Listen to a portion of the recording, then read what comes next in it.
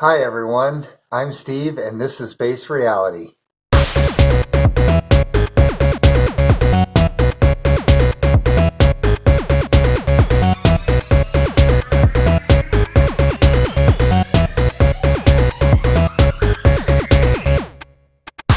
And today's episode is T for Two with the Shadow. And so the world is going through a collective vomit right now. And all you have to do is hop on any of the social media, especially like Twitter or Facebook or TikTok, and you can kind of see that these new energies that are coming into the planet right now are really forcing a lot of negative energies to the surface. And because humanity has sort of been behind the curve as far as doing its spiritual work and kind of involution, all of this stuff is taking place all at once, and so it feels very overwhelming right now. There's just a lot of things that are going on right now. You're seeing a lot of projection, you're seeing a lot of blame, men versus women, women versus men, blacks versus whites, whites versus blacks, USA. You've got Russia, Ukraine, you've got NATO, you've got the Middle East, you've got China. It's just kind of all over the place. So there's a lot of, and this isn't this isn't new stuff that's coming up. This isn't new problems that are coming up. This is stuff that's always been there. That's been there for thousands of years, that have been in the collective psyche. So when we went through this last cycle to go into this fall in consciousness and to go into this dark and this quarantine, we've sort of buried our darkness, sort of like in Easter, which is coming up. We've kind of hid little eggs everywhere, and these are bits and pieces of us that we've projected out. These are negative things. These are shadows that we've placed outside of ourselves, and then to try to have this ideal view of ourselves, that we want to think that any thought that we have that's negative, we want to just sort of rip out of our head and toss it somewhere else. Even though it's still in our mind, we project it onto other people because we are afraid to address our shadows. And that's what, T for two is inviting the shadow in to start to, instead of projecting out our fears, instead of projecting all of our crud out onto the world, these new energies are forcing us to now pick up our eggs, to pick up all of our shadows, and our shadows are knocking on the door. It's kind of like a boomerang. You throw it out and then it comes back. So a lot of the stuff humanity has done, the collective has done, a lot of darkness, a lot of distortion that we've done is actually now coming back. And it's knocking on the door and it's not going away. And that knocking is getting louder, the pounding is getting louder, and that's what's happening on Earth. And there's sort of a collective freak out over this because we don't want to integrate our shadow. And the reason the integration is so important is because it's reality. Reality with a capital R. So it's who we are.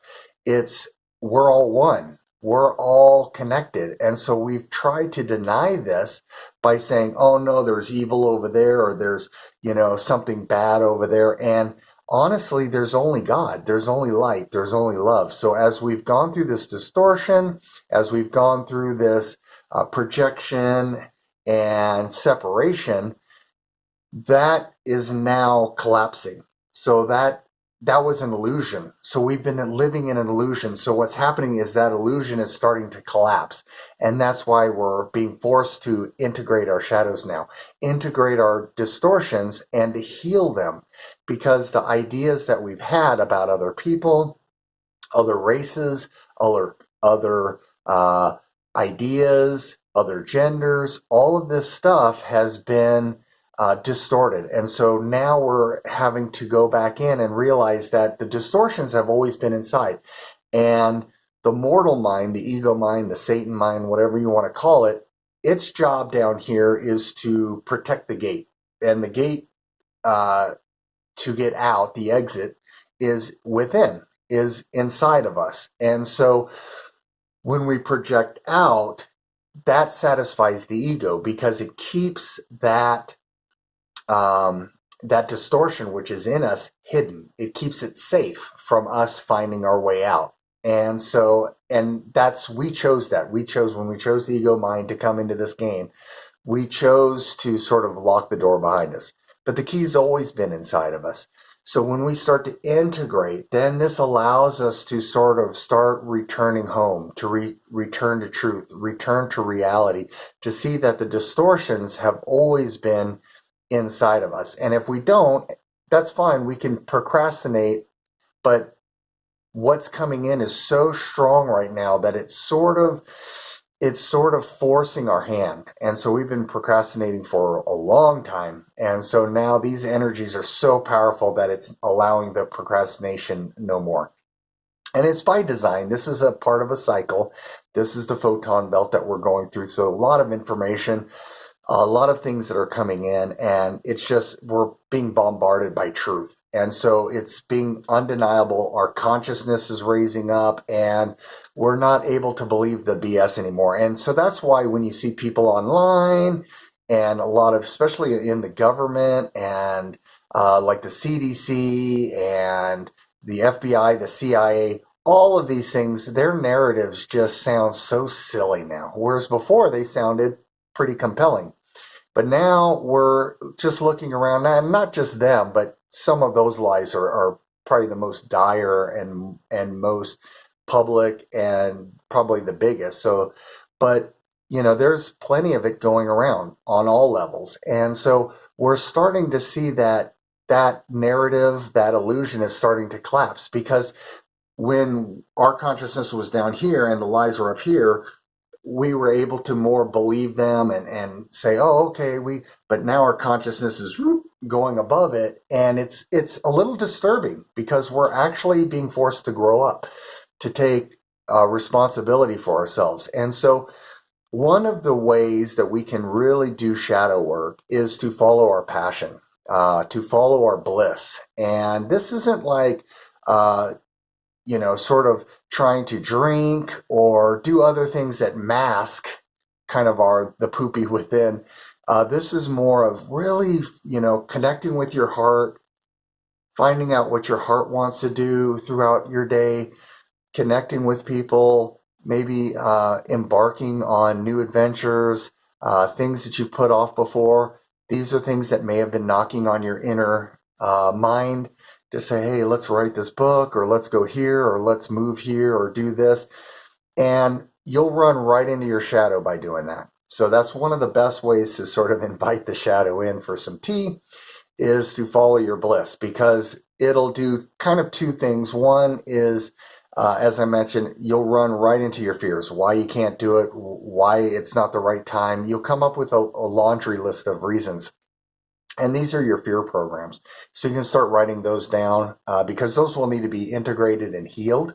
And by integration, we mean like no longer judging yourself for having those beliefs, or feeling like blaming yourself, or feeling bad or guilty, or shaming yourself for having these types of beliefs in. It's okay to integrate it and to sort of forgive yourself, but also to just know that sometimes these thoughts were through the programming, through others, through the public, through friends, family, classrooms, jobs, businesses, all this kind of stuff. So they're not necessarily your thoughts. So just know that the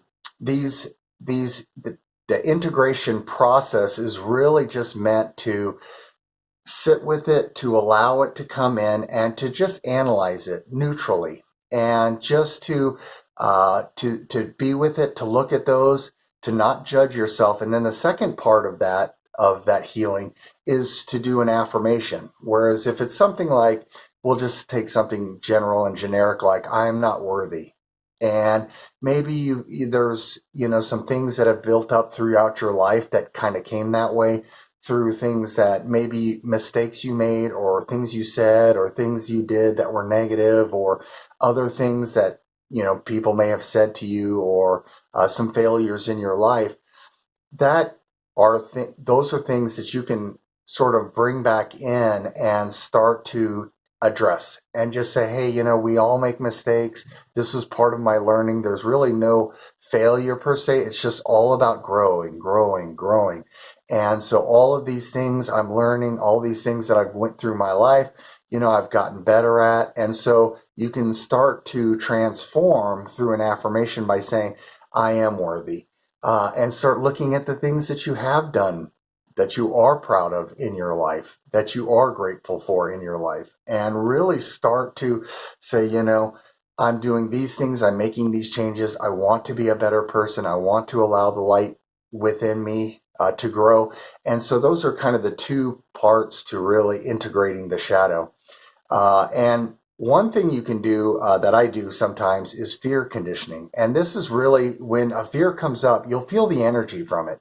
And the energy can feel a little bit toxic at first. It's something you kind of want to run away from, especially if the fear comes up, anxiety or whatever. But learn to be sort of a fear conditioner. And that means that you can allow just the fear and the energy to come in, and then you can just sit with it, just like sitting in a hot tub, and just realize, what, ultimately, this isn't that bad.